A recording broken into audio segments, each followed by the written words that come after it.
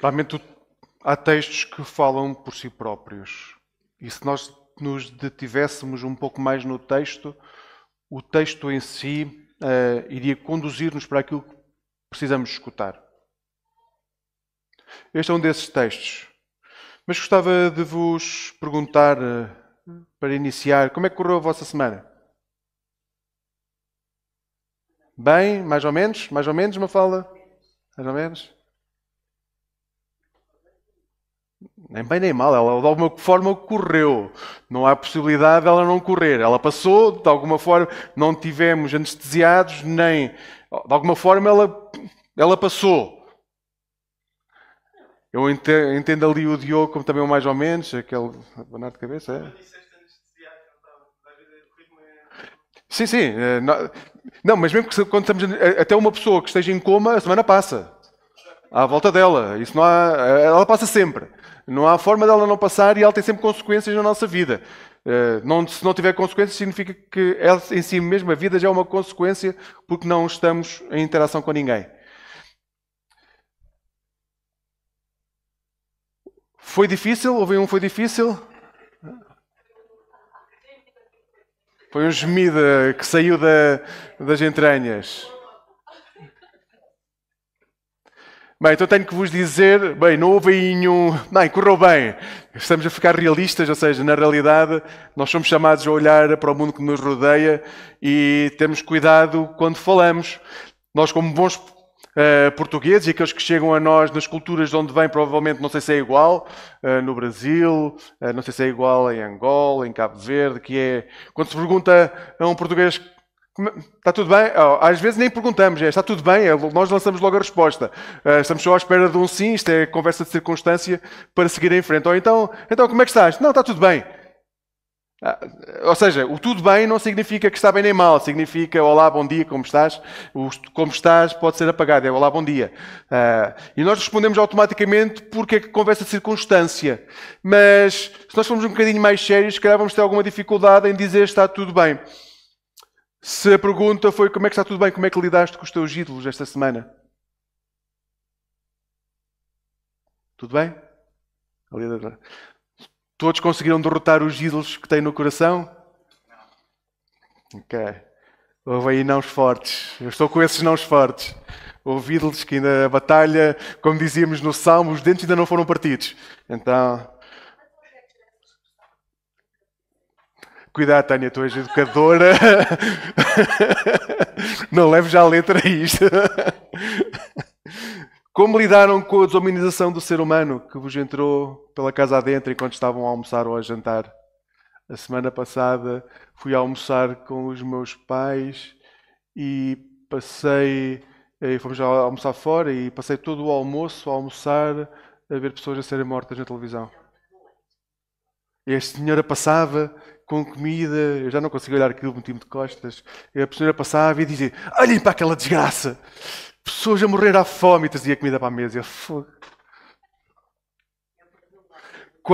Como é que nós realmente lidamos com a miséria que se passa no mundo? Quando vivemos como vivemos? A vossa semana correu bem aí? Conseguiram realmente comover-se com a miséria do mundo? Como é que lidaram esta semana com os números dos conflitos, das mortes em conflitos por esse mundo fora? Como é que lidaram esta semana com a miséria das nossas cidades, como esta semana que fizeram uma reportagem sobre os centros de sem-abrigo aqui na zona do Beato? E nós vemos a forma quase numérica. São números. Não estamos a falar de pessoas, basicamente, estamos a falar de números. Como é que lidaram com isso? Quem achava que a semana correu bem ainda está convicto que correu assim bem? Ou... É porque realmente as nossas semanas podem correr bem. Se a nossa única preocupação for alcançar as metas que nós estabelecemos para nós no início de uma semana. Se não nos importarmos com as pessoas que estão à nossa volta, se não nos importarmos com a forma como o Evangelho não está a ser espalhado pela cidade, se não nos importarmos com a desumanização das pessoas, se nós não nos importarmos com nada disso, nós podemos chegar ao final de uma semana e dizer: eu esta semana fiz 40 horas de trabalho, recebi o meu salário, glória a Deus por isso, estou pronto para mais uma semana. Se for esse o objetivo de vida, nós podemos chegar ao final de uma semana e dizer correu bem. Se nós nos preocuparmos com as pessoas que estão à nossa volta, se nós nos preocuparmos com as pessoas que estão a passar por doenças, com as pessoas que estão a lutar nos seus locais de trabalho, se nós nos preocuparmos com as crianças que estão longe dos pais, que vivem institucionalizadas, se nós nos importarmos com pessoas, é muito difícil nós chegarmos ao final de uma semana e dizer correu bem. Então, a primeira coisa que vos quero chamar a atenção, não generalizem. Quando vos perguntarem perguntas genéricas como essa, como se fosse um bom dia, mas que são perguntas diretas a vós, não generalizem. Muitas vezes temos que perguntar o que é que tu queres perguntar realmente com o está tudo bem. Só que nós também queremos às vezes despachar as coisas, mas está na altura de nós vivemos o tempo presente. Nós não vamos poder ter outra possibilidade de viver o tempo presente. Ouçam, cada pergunta que nos é feita é uma possibilidade de falar sobre o Evangelho. Até está tudo bem? É a possibilidade que nós temos de falar do Evangelho. Porque depende. O que é que queres perguntar quando está tudo bem? Queres saber da minha vida pessoal, da forma como eu vejo o mundo? O que é que significa isso? Usem as oportunidades que têm para falar do Evangelho e a forma como o Evangelho transforma a vossa consciência do mundo onde vivem. Paulo está a chegar a Atenas. E ele vai chegar a um sítio completamente transformado por uma cultura que é egoísta, que só olha para o umbigo. Atenas era uma cidade que queria sempre a última tecnologia. Eles queriam, por isso é que eles tinham muitos deuses, eles queriam os últimos deuses, porque havia sempre mais um Deus que trazia alguma coisa nova que ainda não era experimentado na cidade, então eles acrescentavam deuses ao seu panteão, porque eles queriam sempre a última notícia. Se às vezes nos nossos dias, que queriam o último grito de telemóvel, a última. Mas era uma cultura, era assim. Os deuses representavam cultura.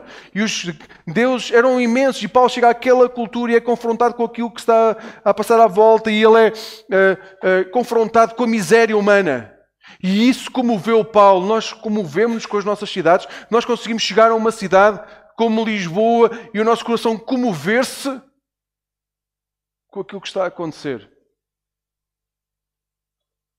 Paulo podia ter chegado a Atenas e dizer, bem, eu fui expulso de Bereia, não era para vir para aqui, então vou tirar uns dias de férias. Fazer turismo. Vamos fazer turismo. Turismo gastronómico, vou ver como é que está o panteão, vou tirar umas fotografias no pôr do sol. Paulo podia ter feito isso. Mas a primeira coisa que o texto nos vai dizer é que ele ficou revoltado com aquilo que encontrou. E que tudo isso, tudo aquilo que ele vai fazer a seguir, nasce desse primeiro encontro com uma revolta de Cristo não estar a ser Senhor da vida daquelas pessoas.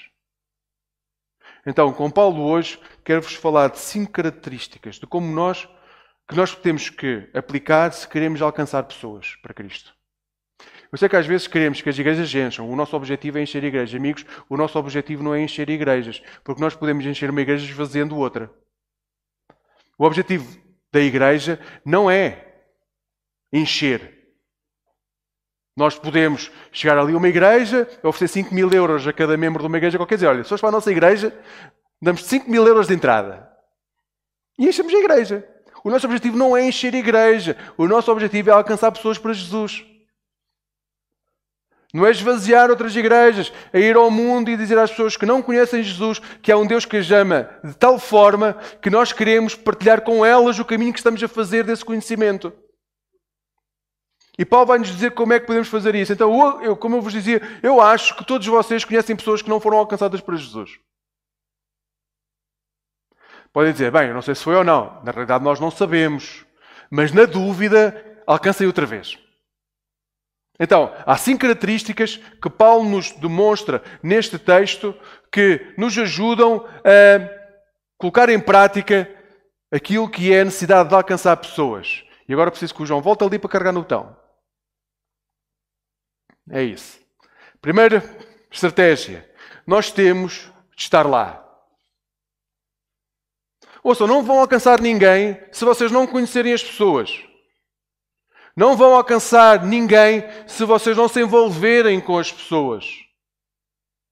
Se não procurarem as pessoas no sítio onde elas vivem, sabe o que é que vai acontecer? Nós vamos dizer assim, olha, eu tenho ali uma igreja espetacular e as pessoas até vêm. Só como nós não conhecemos as pessoas, não vamos onde elas estão, elas vão achar que estão a ser enganadas mais tarde ou mais cedo. Porque nós não estamos a falar para elas, nós estamos a falar de nós. E as pessoas quando chegam não sentem que a palavra é para elas. Continua a ser a palavra que é dirigida para nós. Nós temos que nos dirigir. Quando Paulo foi para Bereia, ele quase foi morto. E ele teve que fugir de Bereia e foi então de barco até Atenas. Ele foi sozinho. Aquilo realmente foi grave. Ele foi sozinho e lá foi esperar por Silas e por Timóteo. E neste tempo de espera, ele começou a olhar para a cidade. E como é que ele olhou para a cidade? Ele foi aos sítios onde as pessoas estavam. Ele foi ao mercado, falou com as pessoas que estavam no mercado. Ele foi às sinagogas, falou com as pessoas que estavam nas sinagogas. Ele falou com os filósofos. Ele começou a compreender a cultura. Porque se ele não compreendesse a cultura, quando fosse falar, ele não sabia o que é que havia a dizer. Porque estaria a falar sobre ele, sobre a forma como ele vê o mundo e as pessoas que o escutam não conseguiam entender aquilo que ele ia dizer. Vocês têm a certeza que quando falam de Jesus às pessoas, as pessoas os compreendem? É que se continuarmos a usar termos técnicos de crente, nós nunca vamos conseguir alcançar as pessoas que as pessoas não compreendem. Num mundo, numa cultura onde não há a ideia de salvação, vocês acham que alguém sente a necessidade de ser salvo? Quando as pessoas nascem, eu cozinho na escola dominical, nós somos condicionados desde pequenos. Nós nascemos, quando nascemos e quando crescemos, nós somos ensinados no mundo ocidental a fazer uma coisa. A ser os melhores dos melhores, porque só os melhores conseguem alcançar os melhores sítios. Isso chama-se mérito. Quando nós crescemos numa cultura de mérito, nós não precisamos de Salvador. Porque nós somos o nosso próprio Salvador. E sabe o que é que acontece? Quando isso acontece, ao longo do caminho, a maior parte das pessoas vão ver que há sempre alguém melhor do que eles. E então eles não precisam de Salvador porque eles acham que foram eles que se destruíram. Não há, na mente do mundo atual, a necessidade de haver um Salvador quando nós ensinamos as pessoas que elas são os seus próprios Salvadores. Então quando vocês falam, Jesus vem para te salvar, a pessoa que está do outro lado não vai perceber nada daquilo que vocês estão a dizer, porque no contexto atual, o único Salvador que é preciso nasce do nosso mérito e da nossa capacidade de sermos pessoas melhores. Então tenham cuidado. Isso vai depender depois dos sítios onde querem chegar e quem quer alcançar. Vocês têm que conhecer muito bem aqueles que querem alcançar. Porque tem que falar na linguagem deles. De forma a que as pessoas compreendam. Tem que ser com os conceitos que eles usam. Não é mudar o Evangelho. Não é transformar o Evangelho. É torná-lo acessível. É aquilo que Paulo diz. Como é que nós iremos se as pessoas não escutam?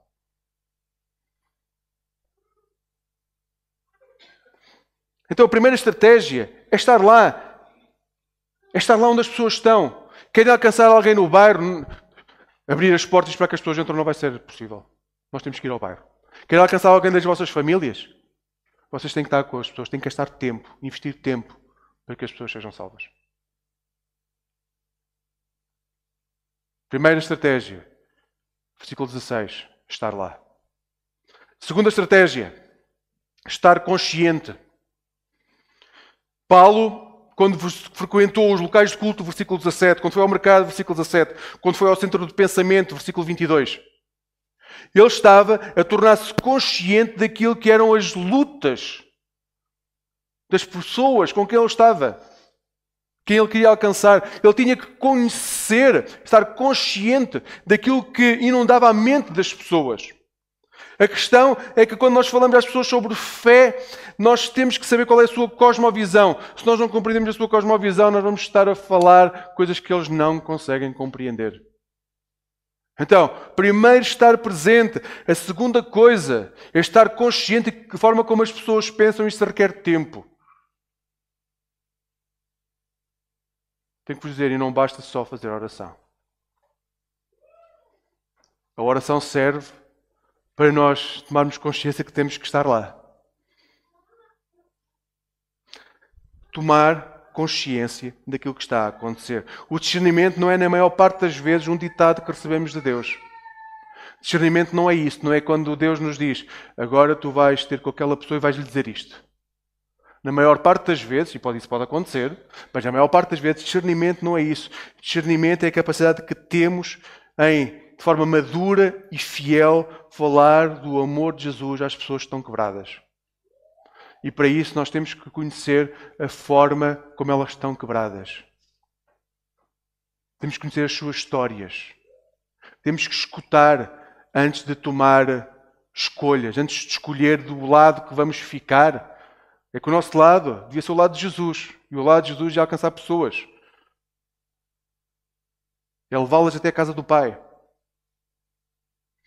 Então, no caso de Atenas, Paulo entendeu claramente que aquilo que estava a destruir a vida daquelas pessoas estavam tão autocentradas em si mesmo que não conseguiam compreender que nunca iriam encontrar aquilo que procuravam. A última novidade. Eles queriam tanto alcançar conhecimento que estavam a perder-se no meio desse conhecimento. E Paulo descobriu isso, e a forma como Paulo conseguiu tomar essa consciência foi através de um altar a um Deus que não estava desenhado porque era sempre o Deus que poderia vir a seguir, ou era um Deus desconhecido. Eles adoravam aquilo sequer, o Deus que não existia ainda, mas que poderia vir a existir, então havia lá guardado. Não fosse ofender algum Deus que não estava representado no panteão, ficava lá o espaço para, bem, nós adoramos estes que têm nomes, este aqui que não sabemos qual é o nome, pode existir, não queremos ofendê-lo, vamos adorá-lo também, não vai a coisa correr mal, e assim que quando ele chegar e nos for dar bocado da vida, nós dizemos, não, mas nós adoramos, só não sabíamos o teu nome.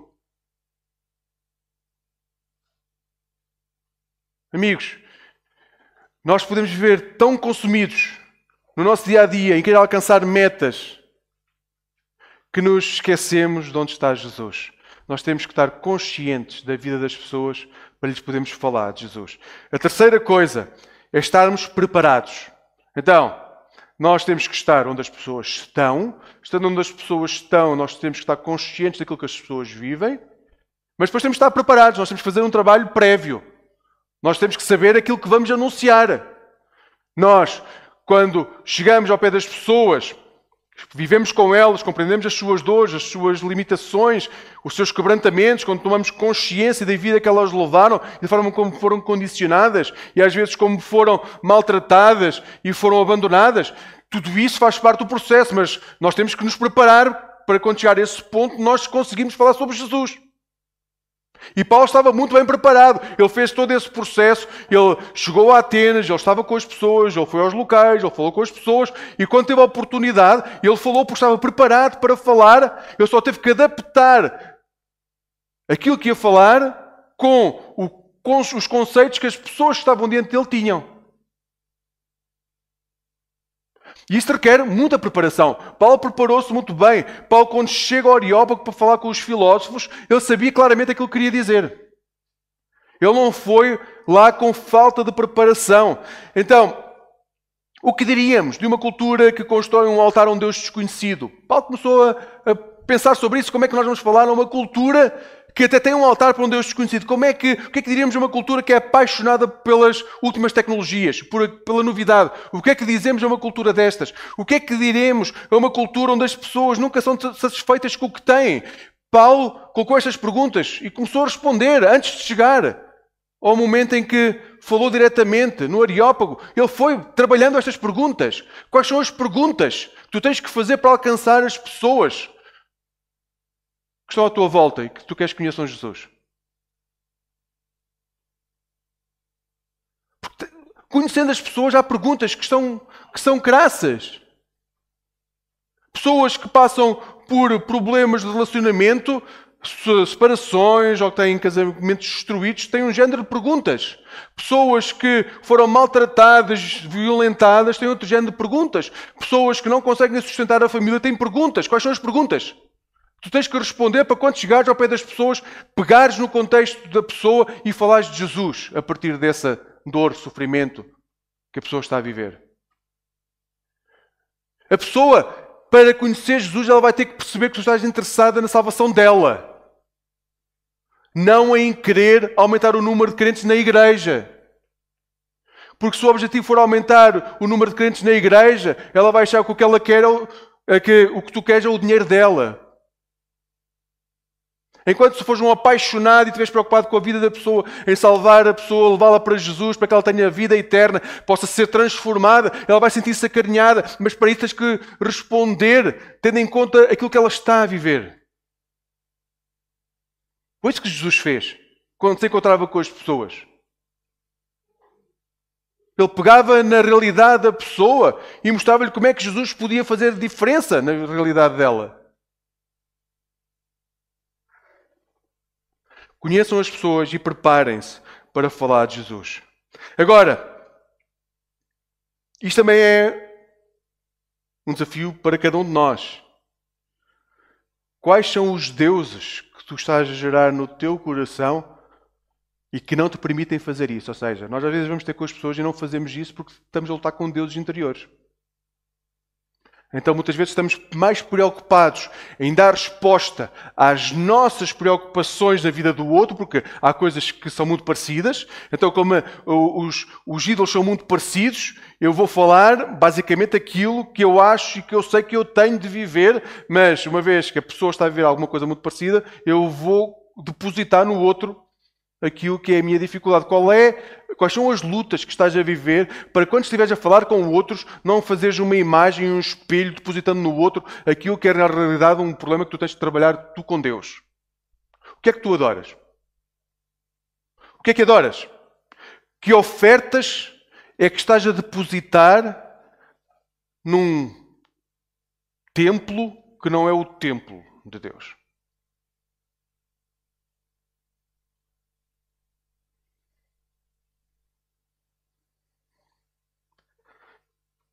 Desejas segurança? Esse é o teu ídolo?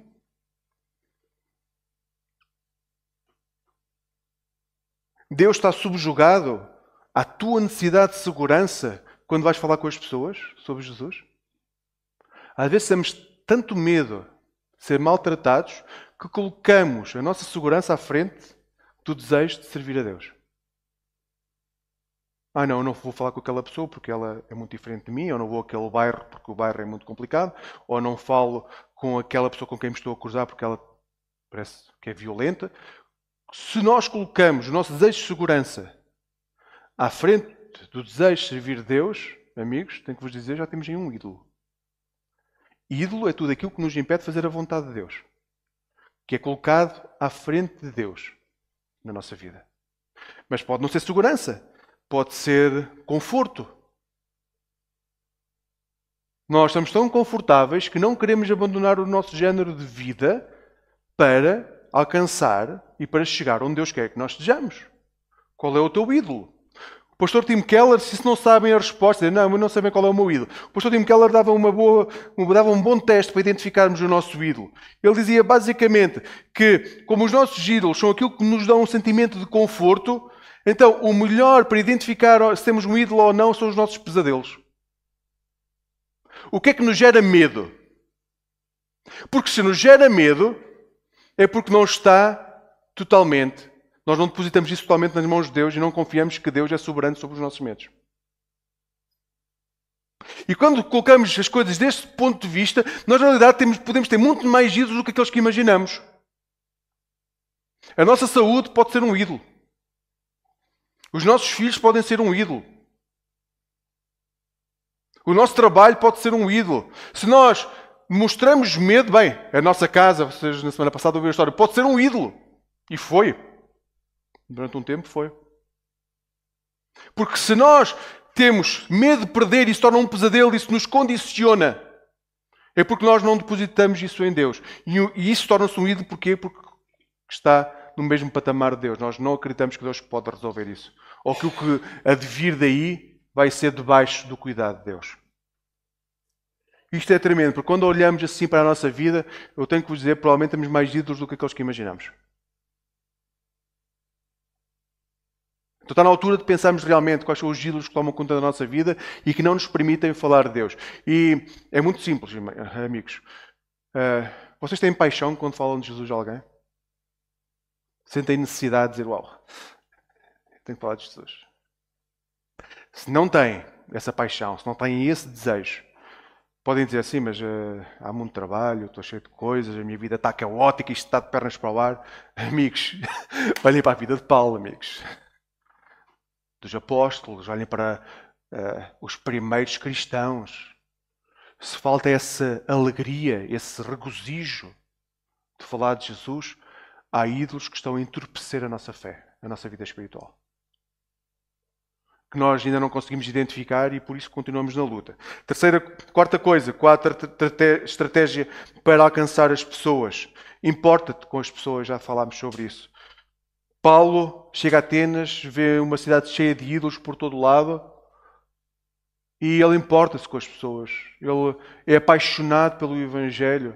Ele quer falar desse Evangelho às pessoas. Ele importa-se com cada uma daquelas pessoas. Paulo não está preocupado em alcançar um número maior para dizer os cristãos subiram este ano 100% nas estatísticas do Instituto Nacional de Estatística. Não é isso que Paulo quer. Paulo quer ver que aquelas pessoas que estão ali têm vidas transformadas. Então preocupa-te com as pessoas, porque as pessoas vão saber se tu não estás preocupado com elas. Se levares uma cartilha para dizer Deus é bom, Deus ama-te, Deus quer que tu tenhas uma vida transformada, mas se a pessoa abrir o coração, rasgar, e tu, mas ama-te, mas assim não. Nós temos de estar preparados para tudo aquilo que a pessoa for dizer, porque Deus vai continuar a amá-la, independentemente daquilo que vamos ouvir. Então nós temos mesmo que nos importar com as pessoas. Quando queremos alcançar alguém para Jesus, nós temos que nos importar realmente com as pessoas. Nós temos que olhar para as pessoas e dizer, Deus ama tanto esta pessoa que Ele quer que ela possa chegar à eternidade. Então importem-se. Quando estiverem a falar com as pessoas, importem-se com elas. Preocupem-se. Procurem. Perguntem. Realmente é assim que sentem quando querem alcançar alguém, quando falam de Jesus? Estão mais preocupados com aquilo que a pessoa está a viver ou com aquilo que vocês querem dizer? Preocupem-se com as pessoas. O Espírito Santo leva-nos a cuidar dos perdidos. E se ainda estamos a lutar com isso, se ainda não conseguimos alcançar os perdidos, nem ter vontade de alcançar os perdidos, na realidade o nosso problema é com Deus. É um problema nosso com Deus. Podemos estar a ser formatados em religiosidade e não ser discípulos de Jesus. Então preocupem-se com as pessoas. Não tenham pressa. Dediquem tempo às pessoas. Houve alguém provavelmente que fez isso com vocês. E nós só alcançaremos outras pessoas se dedicarmos tempo às pessoas. E por fim, nada disso faz sentido se a nossa boca depois não abrir. Partilhar. Nós precisamos de partilhar a palavra. Nós podemos ter uma teologia fantástica. Podemos ser o supra-sumo da teologia. Nós podemos ter ali aquilo tudo, encaixado. Se a nossa boca não abrir, não serve para nada. Se nós soubermos a teologia de uma ponta à outra, mas depois quando estamos diante das pessoas não conseguimos partilhar, amigos, não serve de nada. Nós podemos ir todos os domingos à igreja. Se no final, quando saímos daqui, durante a semana, não queremos alcançar pessoas para Jesus, não se está a servir de nada, irmãos. Não está a servir de nada. O nosso objetivo não é frequentar cultos ao domingo de manhã, é alcançar pessoas para Jesus. Alcançar pessoas para Jesus.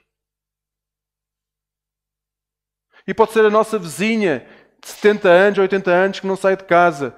Pode ser os nossos colegas de trabalho. Mas isso só vai acontecer se nós formos apaixonados por Jesus, senão vai fazer parecer que estamos a montar um texto, que estamos a ensinar alguma coisa, tem que se nascer do coração. Nós temos que ser apaixonados por Jesus e depois temos que partilhar isso às pessoas. Tenho que vos dizer, não é ofensivo para ninguém quando alguém que é apaixonado por Jesus fala de Jesus às pessoas. Porque quando nós estamos apaixonados por alguma coisa, o que nasce no nosso coração são coisas bonitas, belas. Nós ressaltamos a beleza, não a amargura. Então, depois de conhecerem as pessoas, de estarem com elas, de conhecerem as pessoas, depois de se prepararem para poderem falar, alcançar pessoas para Jesus, no final de tudo isso há que falar. Quando é que foi a última vez que tu planeaste ir falar com alguém sobre Jesus? Planear, não é, olha, aconteceu, pronto, estávamos ali e aquilo deu-se. Planear, dizer, eu quero que o meu tio, a minha avó, o meu vizinho, conheça Jesus. Então, eu vou-me preparar e vou orar sobre isso. Os grupos discipulados, essa era uma das metas, para os homens e para as mulheres. Durante um tempo, nós íamos preparar-nos para ir falar com uma pessoa diretamente sobre Jesus.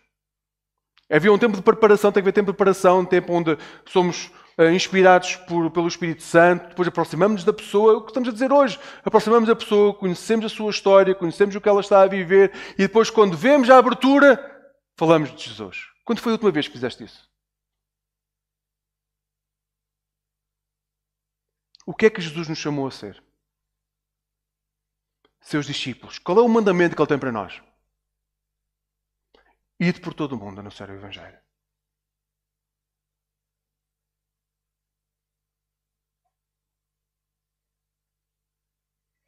Amigos, a Igreja de Cristo não vai desaparecer.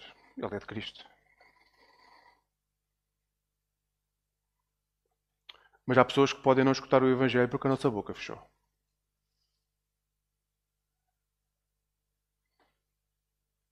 E isso é connosco. Então, o desafio que eu tenho para vocês é que coloquem em oração a pessoa à qual querem falar sobre Jesus. Às vezes pode ser o filho ou o pai, pode ser alguém muito próximo. E depois façam o percurso até chegar o momento de falar sobre Jesus. Pode demorar 2 dias, pode demorar 20 anos. Mas coloquem o foco de levar aquela pessoa a Jesus. Não vai acontecer por acaso, amigos. Requer preparação. O apóstolo Paulo teve 3 anos isolado na Arábia a preparar-se para iniciar o seu ministério. Escolham ser discípulos de Jesus. Levar pessoas para Jesus. Porque é isso que nós somos chamados a fazer. Em última instância, nós não somos chamados a vir um domingo de manhã à igreja e cantar louvores e estar juntos. Isso acontece porque temos um propósito maior, que é alcançar pessoas para Jesus. Então, pensem numa pessoa. Eu não vos estou a dizer para alcançarem a cidade, porque no fundo, toda a Igreja de Cristo for alcançar pessoas para Jesus, nós vamos alcançar a cidade. Mas uma pessoa, escolham uma pessoa a quem querem falar sobre Jesus, de como a sua vida pode ser transformada porque vão conhecer Jesus, porque Jesus vai fazer a diferença na sua vida. Escolham uma pessoa. E se a pessoa que escolherem forem vocês mesmos dizer, na realidade eu não posso falar de Jesus porque eu ainda não conheço Jesus face a face e não compreendo o que é que Ele pode fazer de bom na vida do outro, porque não compreendo aquilo que Ele pode fazer de bom na minha vida. Pode acontecer, amigos, nós podemos estar anos, décadas dentro de uma igreja e não compreender quem é Jesus, nem como Ele pode mudar a nossa vida. E é por isso que não somos apaixonados por Ele. Porque não compreendemos. Se isso acontecer, procura alguém espiritualmente maduro. Na comunidade, na nossa comunidade, numa comunidade qualquer, procura alguém maduro que possa orar por ti e possa fazer por ti o que Paulo fez pelos atenienses. Mostrar-te o amor de Deus e como Ele, na tua vida específica, nas tuas lutas, Deus já está a atuar, mas tu não consegues ver. Eu acredito que todas as pessoas que entram numa igreja porque são chamadas por Deus. E Deus está a atuar nas suas vidas. Mas nós podemos não alcançar aquilo que Ele está a fazer. E podemos precisar de pessoas que nos digam o que é que Ele já está a fazer porque nós não conseguimos vê-lo. Se ainda não vais a ter com outras pessoas porque não está a acontecer na tua vida, procura alguém que te mostre isso. Mas se já sabes que isso está acontecendo na tua vida, amigo, não percas tempo. Vai anunciar Jesus às pessoas que estão à tua volta. Quando chegarmos à eternidade, Deus não te vai perguntar como é que está a tua conta bancária, quantos carros tens, o tamanho da tua casa. Deus não te vai perguntar no teu currículo vitae quantos trabalhos tiveste, nem qual foi o último trabalho topo que alcançaste. Não é isso que Ele vai querer saber.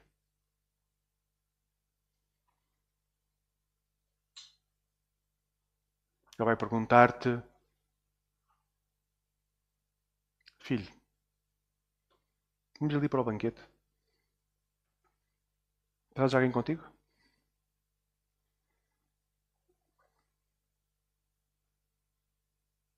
E nós vamos dizer assim, Senhor, traga a igreja toda onde cultuei a minha vida toda, quero trazer, espero que já tenham chegado, entretanto alguns que perdi contacto ou que venham depois, mas sim, não venho sozinho.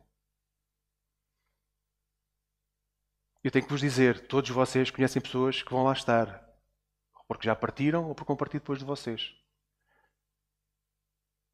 Então, o que eu vos desafio é que ainda procurem mais pessoas, para que sejamos mais, que sejamos mesmo muitos. E chegamos lá focados em Cristo. Amigos, então, estar lá, estar consciente, estar preparado, importarmos com as pessoas e estarmos dispostos a partilhar.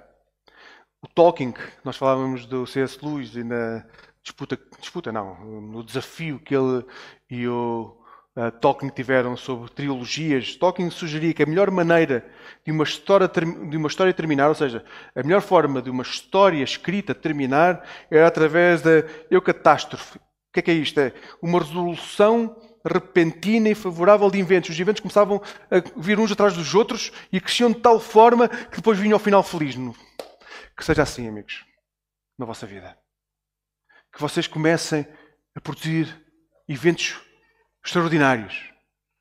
Comecem a ser inundados pelas belezas, vejam a beleza de Deus, partilhem a beleza de Deus dia após dia, partilhem isso com as pessoas regularmente, orem pelas pessoas, mostrem às pessoas a beleza da vida, uma e outra vez, e há de chegar o momento em que a pessoa se vai converter a Jesus.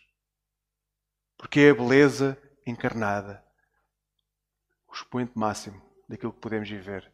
Jesus Cristo, a beleza de Deus em forma de carne. Então, que nós possamos, no fim de contas, ouvir as palavras de Jesus. Não tenhas medo, pequeno rebanho. Porque o vosso Pai alegra-se em dar-vos o reino. Não tenham medo de seguir esse caminho. O vosso Pai vai dar-vos o reino. E mais à frente Ele vai dizer, onde estiverem o vosso tesouro, aí está o vosso coração. Então que o nosso coração esteja nas pessoas que ainda não conhecem Jesus, para que elas cheguem ao reino e possamos celebrar, fazer uma festa valente quando lá chegarmos todos. Amém.